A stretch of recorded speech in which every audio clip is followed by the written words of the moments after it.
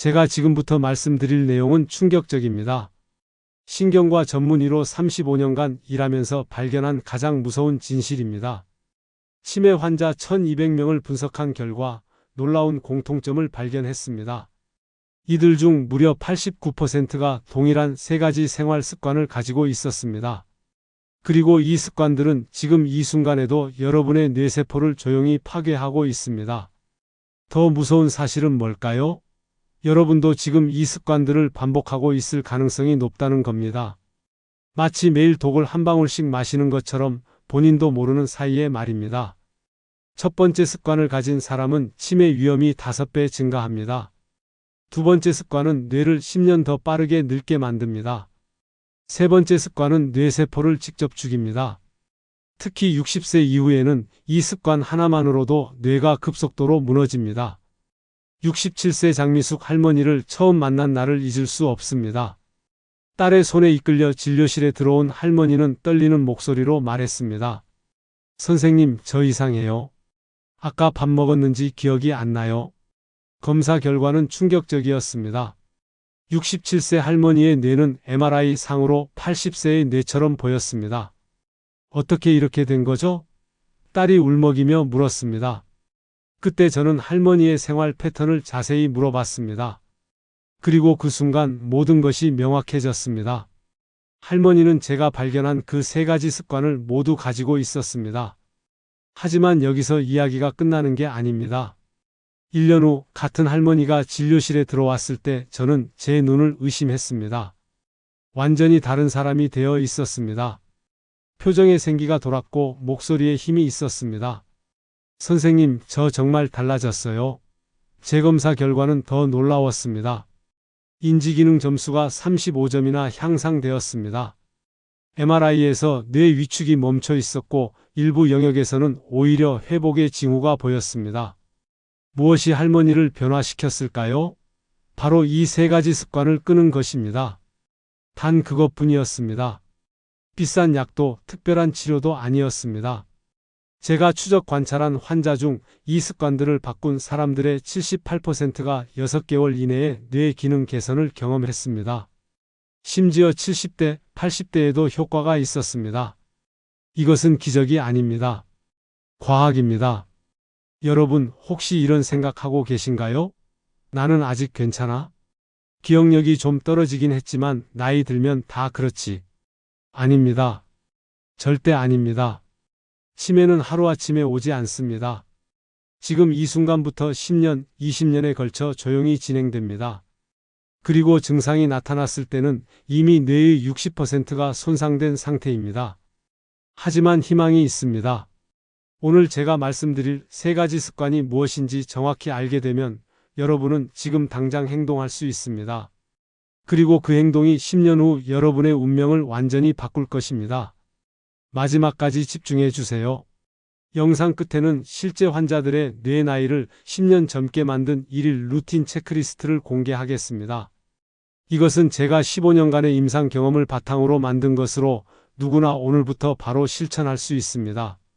여러분의 부모님, 배우자, 그리고 미래의 여러분을 위해 지금부터 30분간 절대 놓치지 마세요. 자, 첫 번째 치명적인 습관부터 공개하겠습니다. 73세 김철호 할아버지의 하루는 이렇게 시작됩니다. 눈을 뜨자마자 침대에서 스마트폰을 집어듭니다. 뉴스 앱을 열고 유튜브를 켜고 카카오톡을 확인합니다. 아침 식사를 하면서도 핸드폰을 손에서 놓지 않습니다. TV에서는 뉴스가 흘러나오고 손에는 핸드폰이 있고 때로는 태블릿으로 다른 영상을 시청하기도 합니다. 정보를 많이 알아야 뇌가 활성화되는 거 아닌가요? 할아버지가 제게 물었습니다. 하지만 현실은 정반대입니다. 우리 뇌는 컴퓨터가 아닙니다. 동시에 여러 정보를 처리하도록 설계되지 않았습니다. 캐나다 맥길 대학교의 신경과학 연구팀이 놀라운 실험을 진행했습니다. 65세 이상 노인들을 두 그룹으로 나눴습니다.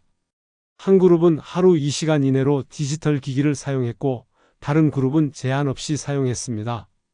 6개월 후 결과는 명확했습니다.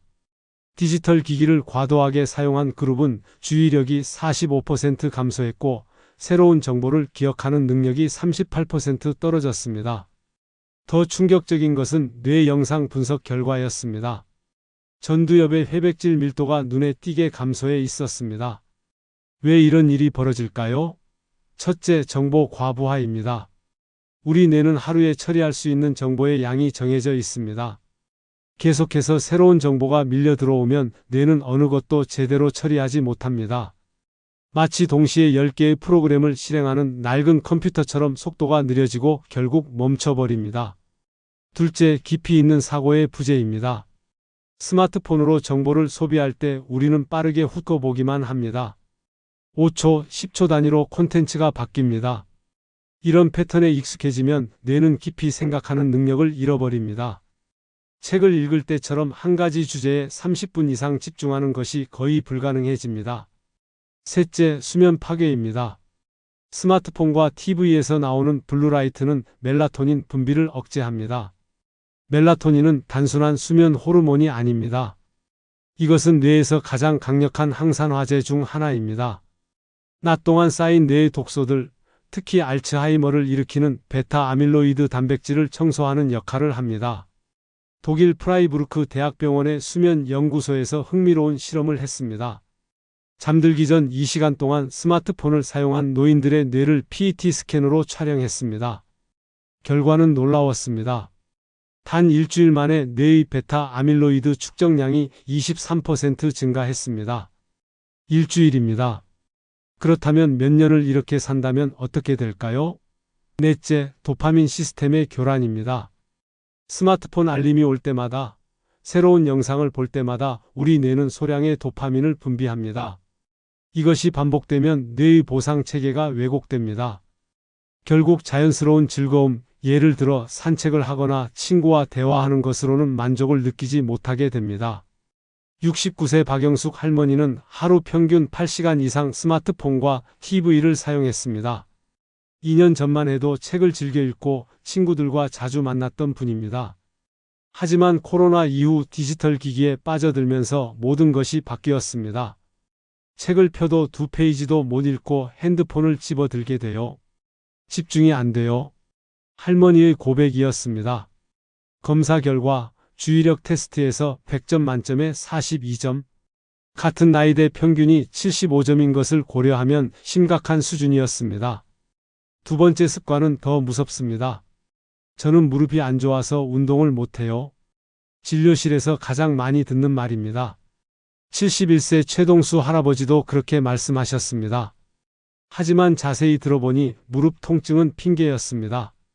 실제로는 움직이기 귀찮은 것이었습니다. 할아버지의 하루는 이렇습니다. 아침 9시에 일어나 거실 소파에 앉습니다. TV를 켜고 커피를 마시고 신문을 봅니다. 점심을 먹고 다시 소파. 낮잠을 자고 일어나서 또 소파. 저녁 먹고 소파에서 TV를 보다가 밤 11시에 침대로 이동합니다. 하루 종일 앉아있거나 누워있는 시간이 20시간이 넘습니다. 그래도 젊었을 땐 많이 일했어요. 이제 좀 쉬어야죠. 할아버지의 말씀입니다. 하지만 이것은 휴식이 아니라 퇴화입니다. 미국 국립노화연구소에서 놀라운 연구 결과를 발표했습니다. 65세 이상 노인 5,000명을 10년간 추적 조사했습니다. 하루 6시간 이상 앉아있는 그룹과 3시간 미만으로 앉아있는 그룹을 비교했습니다. 결과는 충격적이었습니다. 오래 앉아있는 그룹은 치매 발생률이 3.2배 높았습니다. 더 놀라운 것은 이 위험도가 운동 여부와 무관했다는 점입니다. 즉, 저녁에 30분 운동을 한다고 해도 하루 종일 앉아있으면 뇌 건강에 치명적이라는 뜻입니다. 왜 앉아있는 것이 그렇게 위험할까요? 첫째, 뇌연류 감소입니다. 우리가 움직이지 않고 앉아있으면 심장 박동수가 줄어들고 혈류 속도가 느려집니다. 뇌는 전체 체중의 2%에 불과하지만 전체 혈류량의 20%를 사용합니다. 혈류가 감소하면 뇌세포는 산소와 영양을 충분히 공급받지 못합니다. 일본 스쿠바 대학교 연구팀이 실험을 했습니다. 건강한 노인들을 3시간 동안 앉아있게 한 후 뇌연류를 측정했습니다. 결과는 놀라웠습니다. 해마와 전두엽의 혈류량이 평균 15% 감소했습니다. 단 3시간 만의 말입니다. 둘째, BDNF 감소입니다. BDNF는 뇌율의 신경영양인자라고 불리는 단백질입니다. 이것은 뇌의 비료와 같습니다. 새로운 뇌세포가 자라나도록 돕고 기존 뇌세포들 사이의 연결을 강화합니다. 운동을 하면 BDNF가 급격히 증가하는데 반대로 움직이지 않으면 BDNF 수치가 떨어집니다. 하버드 의대 연구에 따르면 규칙적으로 운동하는 노인들은 그렇지 않은 노인들에 비해 BDNF 수치가 평균 2배 높았습니다. 그리고 BDNF 수치가 높은 사람들은 기억력 테스트에서 40% 높은 점수를 받았습니다. 셋째, 해마 위축입니다. 해마는 새로운 기억을 만드는 뇌의 핵심 부위입니다. 영국 킹스 칼리지 런던의 연구팀이 운동하는 노인과 운동하지 않는 노인의 뇌를 5년간 추적 관찰했습니다. 결과는 명확했습니다. 운동하지 않는 그룹은 해마 부피가 연평균 2.1% 감소했습니다. 반면 주 3회 이상 운동하는 그룹은 해마 부피가 거의 유지되거나 오히려 약간 증가했습니다. 60대, 70대에도 해마가 자랄 수 있다는 놀라운 발견이었습니다. 넷째, 인슐린 저항성 증가입니다. 앉아만 있으면 근육이 포도당을 흡수하지 않습니다. 그 결과 혈당이 높아지고 인슐린 저항성이 증가합니다. 이것은 당뇨병의 전 단계이며 동시에 알츠하이머의 주요 위험인자입니다. 실제로 일부 과학자들은 알츠하이머를 제3형 당뇨병이라고 부릅니다. 66세 이순자 할머니는 5년간 거의 집 밖으로 나가지 않았습니다. 슬하에 자녀가 없어 혼자 사는 할머니는 점점 더 외출이 귀찮아졌고 결국 장보기조차 인터넷으로 해결했습니다. 처음 만났을 때 할머니는 겨우 20m를 걷고 나서 숨이 찼습니다. 계단을 오르는 것은 거의 불가능했습니다. 인지기능 검사 점수는 100점 만점에 51점, 치매 전 단계였습니다. 세 번째 습관은 가장 많은 분들이 간과하는 부분입니다. 귀찮아서 그냥 라면 끓여 먹었어요. 74세 강병철 할아버지의 대답이었습니다. 혼자 사시는 할아버지의 냉장고를 보니 냉동만두, 햄, 소시지, 즉석 카레, 그리고 컵라면이 가득했습니다. 신선한 채소나 과일은 찾아볼 수 없었습니다. 요리하기 힘들잖아요. 이게 편하고 맛도 있어요. 할아버지의 말씀입니다. 하지만 이 편리함의 대가는 너무나 컸습니다. 할아버지의 검사 결과를 보고 저는 깜짝 놀랐습니다. 혈액 검사에서 호모시스테인 수치가 정상의 3배, 염증 지표인 CRP가 정상의 4배, 혈당은 당뇨 전 단계. 그리고 뇌 MRI에서는 미세한 뇌경색이 여러 곳에서 발견되었습니다. 가공식품이 뇌를 파괴하는 메커니즘을 이해하려면 우리가 매일 무엇을 먹고 있는지 알아야 합니다. 편의점 도시락 하나를 분석해 봤습니다. 그 안에는 40가지가 넘는 화학 첨가물이 들어 있었습니다. 보존료, 착색료, 감미료, 유화제, 산도 조절제, 향료. 이 모든 것들이 우리 몸에 들어와 뇌까지 도달합니다. 프랑스 국립보건의학연구소에서 대규모 연구를 진행했습니다. 10만 명을 7년간 추적 관찰하면서 식습관과 뇌 건강의 관계를 분석했습니다. 결과는 충격적이었습니다. 하루 칼로리의 20% 이상을 가공식품으로 섭취하는 사람들은 그렇지 않은 사람들에 비해 인지기능 저하 속도가 2.8배 빨랐습니다. 그리고 치매 발생률은 44% 높았습니다. 왜 가공식품이 그렇게 위험할까요? 첫째, 뇌염증을 유발합니다. 가공식품에 들어있는 트랜스지방, 정제당, 인공첨가물들은 우리 몸에서 염증 반응을 일으킵니다. 이 염증이 혈액을 타고 뇌로 가면 신경염증이 발생합니다. 신경염증은 뇌세포를 직접 손상시키고 뇌세포 간의 연결고리인 시냅스를 파괴합니다. 둘째, 장내 미생물을 파괴합니다. 최근 연구에서 놀라운 사실이 밝혀졌습니다. 장과 뇌가 긴밀하게 연결되어 있다는 것입니다. 이것을 장-내 축이라고 부릅니다. 우리 장에는 100조 개가 넘는 미생물이 살고 있는데 이들이 만들어내는 물질들이 뇌 기능에 직접적인 영향을 미칩니다. 특히 세로토닌의 90%가 장에서 만들어집니다. 세로토닌은 기분을 조절하고 기억력에도 영향을 미치는 중요한 신경전달 물질입니다. 가공식품은 유익한 장내 세균을 죽이고 유해균을 증식시킵니다.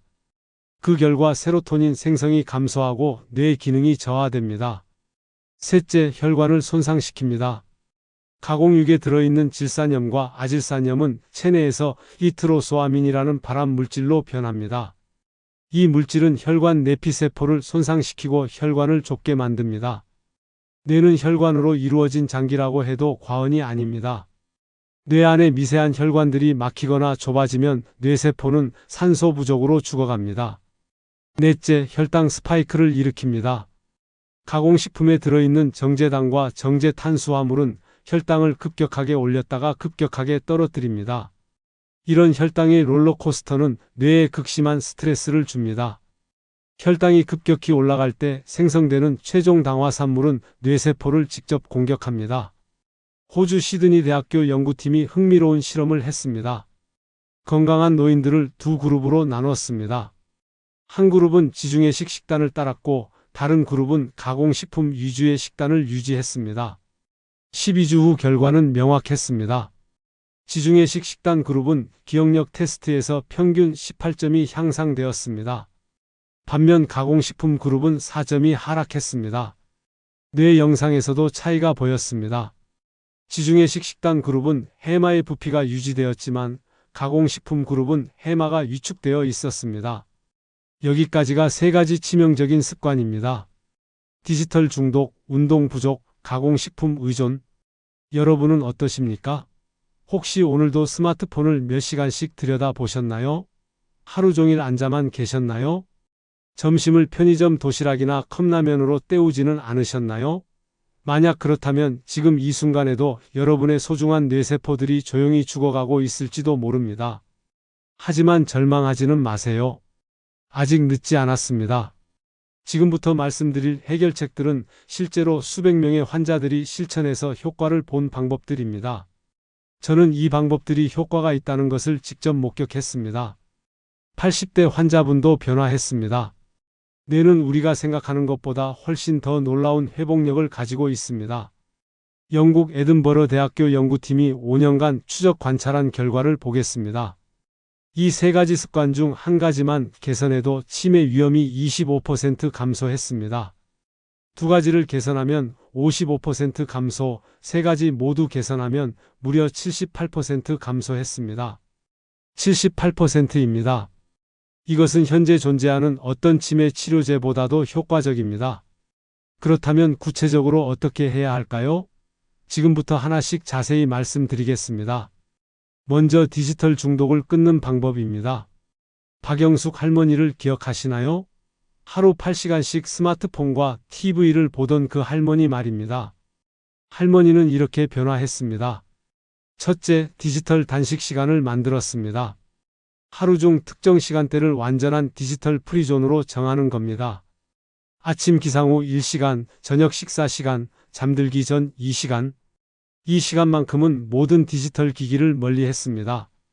처음엔 불안하고 손이 근질거렸습니다. 그것이 정상입니다.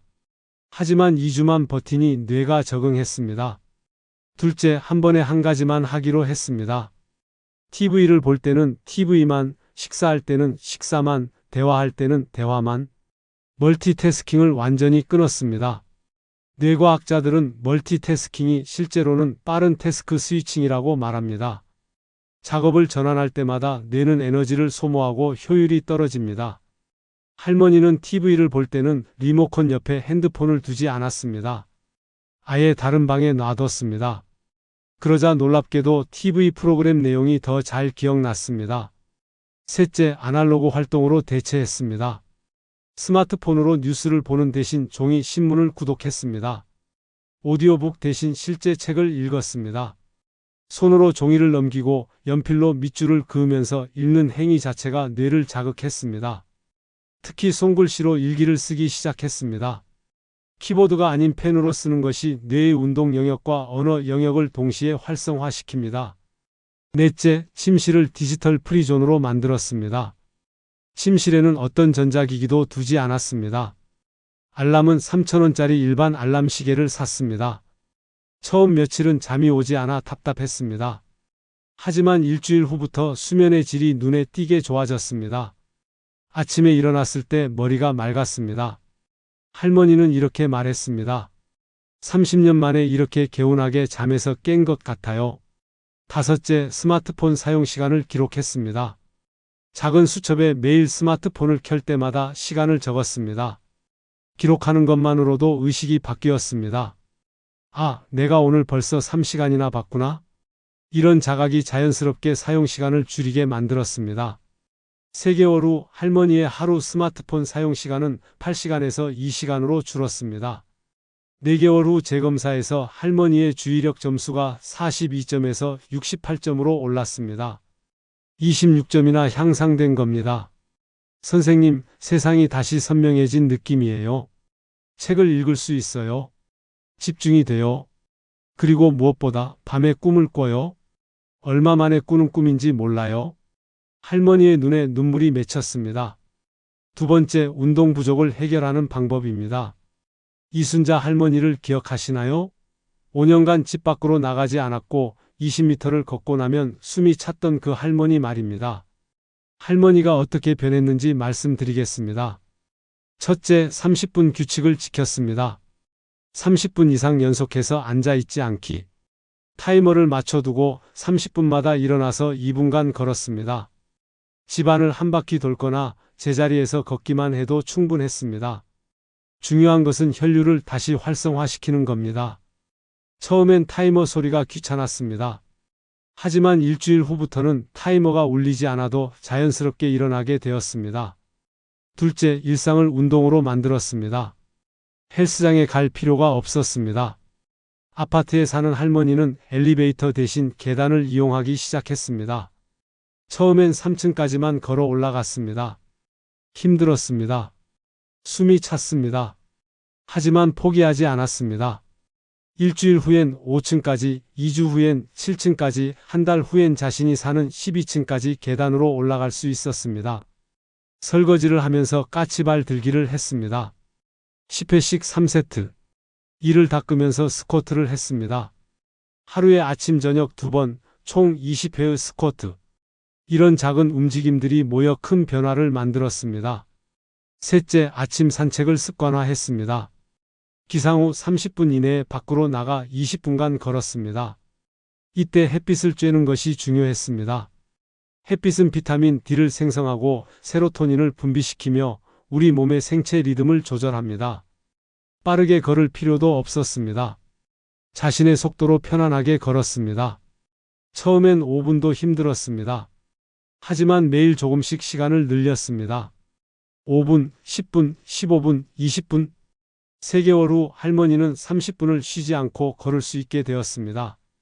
넷째, 균형 운동을 추가했습니다. 나이가 들수록 균형 감각이 떨어집니다. 하지만 균형 운동은 단순히 넘어지는 것을 방지하는 것 이상의 효과가 있습니다. 균형을 잡으려고 노력할 때 손해와 전정기관이 활성화되고 이것이 전체적인 뇌 기능을 향상시킵니다. 할머니는 간단한 균형 운동을 했습니다. 의자를 잡고 한 발로 30초씩 서 있기. 익숙해지면 눈을 감고 해봤습니다. 바닥에 테이프를 붙여 일직선을 만들고 그 위를 걸었습니다. 뒤로 걷기도 했습니다. 처음엔 벽을 짚고 천천히 시작했습니다. 다섯째, 운동 친구를 만들었습니다. 같은 아파트에 사는 비슷한 나이의 이웃 할머니와 함께 아침 산책을 하기로 했습니다. 혼자 하면 귀찮아서 안 나갈 수 있지만 약속이 있으면 나가게 됩니다. 두 할머니는 매일 아침 7시에 아파트 정문에서 만나 30분간 걸었습니다. 걸으면서 이야기를 나눴습니다. 운동과 사회적 교류를 동시에 하는 셈이었습니다. 일주일에 한 번은 복지관에서 운영하는 실버 체조 교실에도 참여했습니다. 거기서 더 많은 친구들을 만났습니다. 6개월 후 재검사에서 할머니의 인지기능 점수가 51점에서 71점으로 올랐습니다. 20점이나 향상된 겁니다. 뇌 MRI에서도 놀라운 변화가 보였습니다. 해마의 부피가 6개월 전과 거의 동일하게 유지되었습니다. 보통 이 나이에는 매년 12%씩 해마가 줄어드는데 할머니의 해마는 줄어들지 않았습니다. 선생님, 제가 다시 살아난 것 같아요. 머리도 맑아지고 기분도 좋아지고 밤에도 잘 자게 됐어요.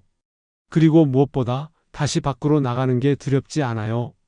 할머니의 얼굴에는 생기가 돌아와 있었습니다. 세 번째, 영양 불균형과 가공식품 의존을 끊는 방법입니다. 강병철 할아버지를 기억하시나요? 냉장고에 컵라면과 냉동식품만 가득했고 뇌에 미세한 뇌경색이 여러 곳에서 발견되었던 그 할아버지 말입니다. 할아버지가 무엇을 바꿨는지 말씀드리겠습니다. 첫째, 색깔 있는 식탁을 만들었습니다.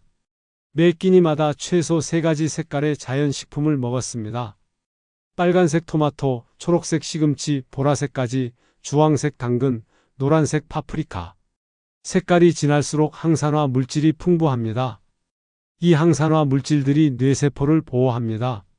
할아버지는 처음에 막막했습니다. 평생 요리를 해본 적이 없었으니까요. 하지만 복지관에서 운영하는 남성 요리 교실에 등록했습니다. 거기서 간단한 요리법을 배웠습니다. 토마토는 그냥 썰어서 소금만 뿌려도 맛있다는 것, 시금치는 데쳐서 참기름만 넣으면 훌륭한 반찬이 된다는 것, 파프리카는 그냥 씹어 먹어도 달고 맛있다는 것을 알게 되었습니다. 특히 베리류를 좋아하게 되었습니다.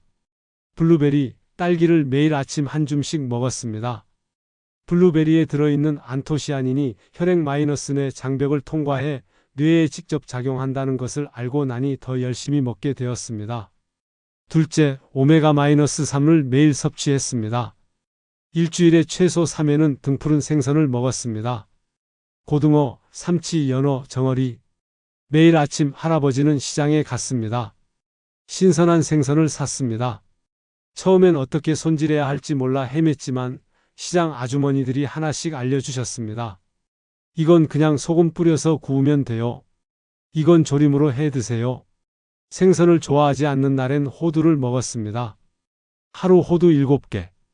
호두를 까서 작은 통에 담아두고 간식으로 먹었습니다. 오메가-3 지방산, 특히 DHA는 뇌세포막의 주요 구성 성분입니다. 뇌의 60%가 지방으로 이루어져 있는데 그 중에서도 DHA가 가장 중요합니다. 셋째, 뇌 슈퍼푸드 5가지를 기억했습니다. 녹색 잎채소, 견과류, 베리류, 생선, 올리브유.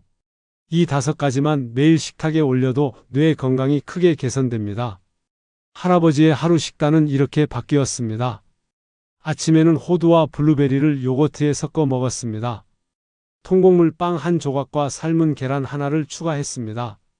점심에는 생선구이와 시금치나물, 김치, 그리고 잡곡밥. 저녁에는 올리브유로 볶은 각종 채소와 된장찌개. 간식으로는 견과류와 과일. 복잡하지 않았습니다. 컵라면과 햄은 냉장고에서 완전히 사라졌습니다. 넷째, 물을 충분히 마셨습니다. 하루 1.5리터 이상. 나이가 들수록 갈증을 잘 느끼지 못하지만 그렇다고 물이 필요하지 않은 것은 아닙니다. 우리 뇌의 73%가 물입니다. 단 2%만 탈수되어도 주의력과 기억력이 떨어집니다. 할머니는 아침에 1.5리터 물병을 준비해 두고 저녁까지 다 마시는 것을 목표로 했습니다. 스마트폰 알람을 2시간마다 설정해 뒀습니다. 알람이 울리면 물을 한 컵씩 마셨습니다. 처음엔 자주 화장실을 가게 되어 불편했지만 2주 후부터는 몸이 적응했습니다. 다섯째, 식사 시간을 지켰습니다. 불규칙한 식사는 혈당 조절을 어렵게 만듭니다. 할아버지는 매일 비슷한 시간에 세 끼를 규칙적으로 먹었습니다. 아침 7시, 점심 12시, 저녁 6시. 뇌는 규칙성을 좋아합니다. 예측 가능한 패턴이 있을 때 가장 효율적으로 작동합니다. 또한 천천히 먹는 습관을 들였습니다. 최소 15분 이상 씹어서 먹었습니다. 충분히 씹으면 뇌로 가는 혈류가 증가하고 소화 흡수율도 높아집니다. 또한 씹는 동작 자체가 해마를 자극해 기억력 향상에 도움이 됩니다. 3개월 후 혈액 검사 결과가 나왔습니다. 염증 수치가 절반으로 떨어졌습니다. 호모시스테인 수치도 정상 범위로 돌아왔습니다. 혈당도 정상 수치에 가까워졌습니다. 6개월 후 인지기능 검사에서 15점이 향상되었습니다. 뇌 MRI를 다시 찍었는데 새로운 뇌경색은 발견되지 않았습니다.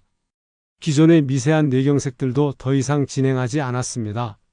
선생님, 제가 이렇게 달라질 줄 몰랐어요. 머리가 맑아지고 기운이 나고 뭔가 하고 싶은 마음이 생겨요. 그리고 요리하는 게 재미있어요. 뭔가 만들어서 먹는다는 게 이렇게 뿌듯한 줄 몰랐어요. 할아버지의 눈빛이 살아 있었습니다. 이 세 가지 습관을 바꾸는 것은 어렵지 않습니다. 하지만 동시에 모든 것을 바꾸려고 하면 실패하기 쉽습니다. 그래서 제가 환자분들께 권하는 방법이 있습니다. 단계별 접근법입니다. 1단계 가장 쉬운 것부터 시작하세요. 세 가지 습관 중에서 본인이 가장 쉽게 바꿀 수 있는 것을 선택하세요. 디지털 중독이 심하지 않다면 그것부터, 이미 어느 정도 운동을 하고 있다면 식습관부터, 요리에 관심이 있다면 영양부터 시작하세요. 중요한 것은 성공 경험입니다. 하나를 성공적으로 바꾸면 자신감이 생깁니다. 그 자신감이 다음 변화의 동력이 됩니다. 2단계 2주 챌린지를 하세요. 처음부터 평생 할 것처럼 생각하면 부담스럽습니다. 일단 2주만 해보자고 생각하세요. 2주는 누구나 할 수 있습니다. 그리고 2주를 성공하면 습관의 초기 단계가 형성됩니다. 그 다음 2주를 더 하면 한 달입니다. 한 달이면 습관이 몸에 배기 시작합니다. 연구에 따르면 새로운 습관이 자동화되려면 평균 66일이 걸린다고 합니다. 2개월 조금 넘는 시간입니다. 2개월만 버티면 그 다음부터는 자연스러워집니다. 3단계 기록하세요. 작은 수첩을 하나 준비하세요.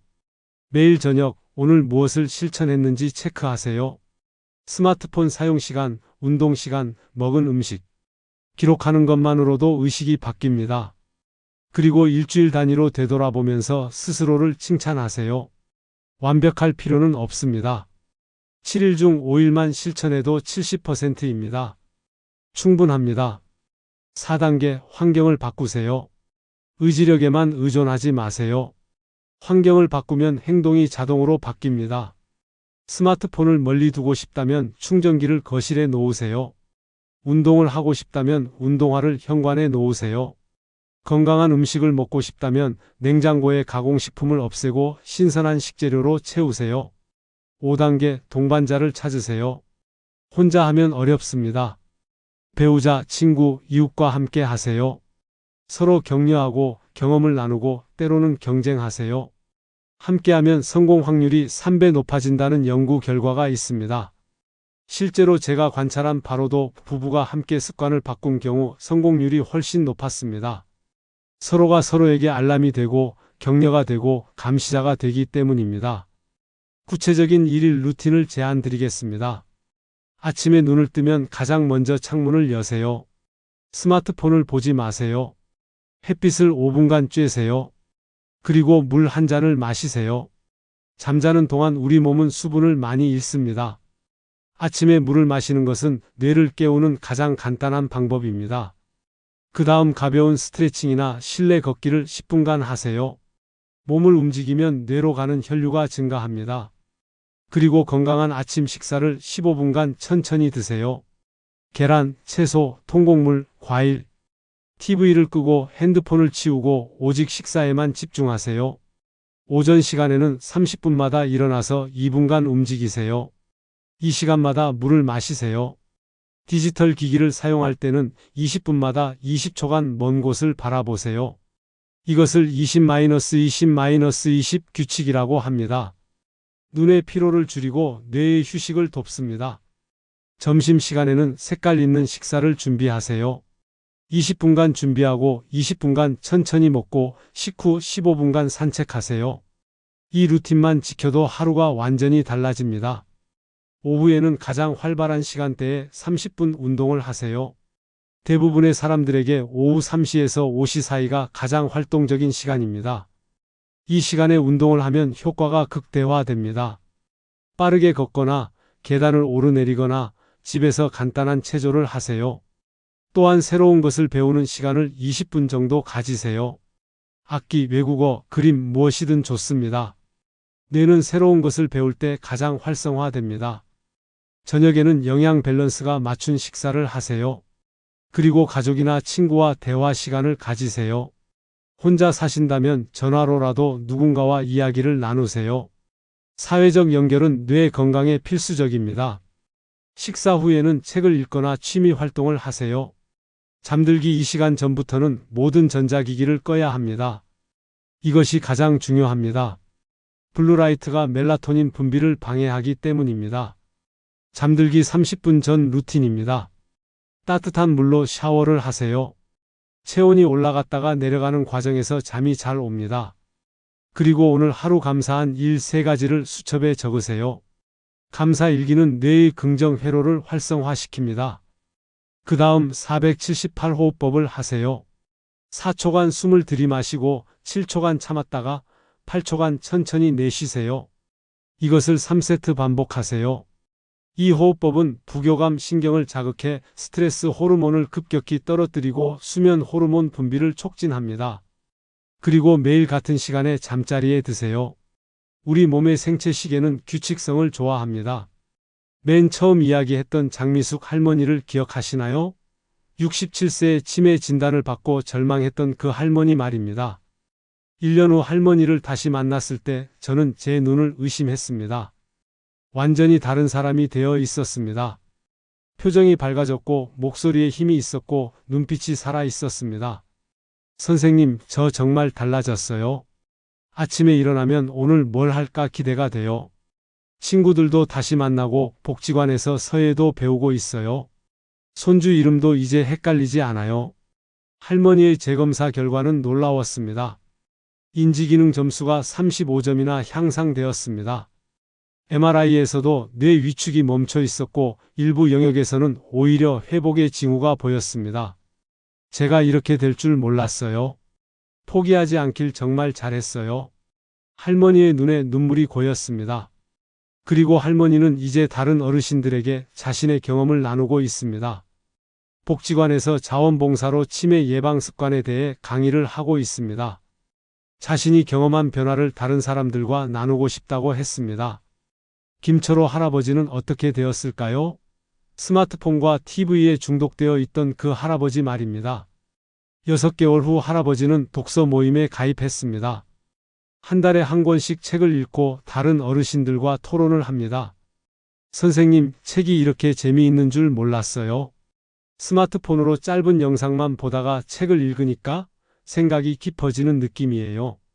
그리고 토론을 하면서 제 의견을 정리하고 표현하는 과정에서 머리가 정말 많이 쓰이더라고요. 할아버지는 이제 하루 스마트폰 사용 시간이 2시간 미만입니다. 그 시간에 책을 읽고 산책을 하고 친구들을 만납니다. 인지기능 검사 점수는 48점에서 73점으로 올랐습니다.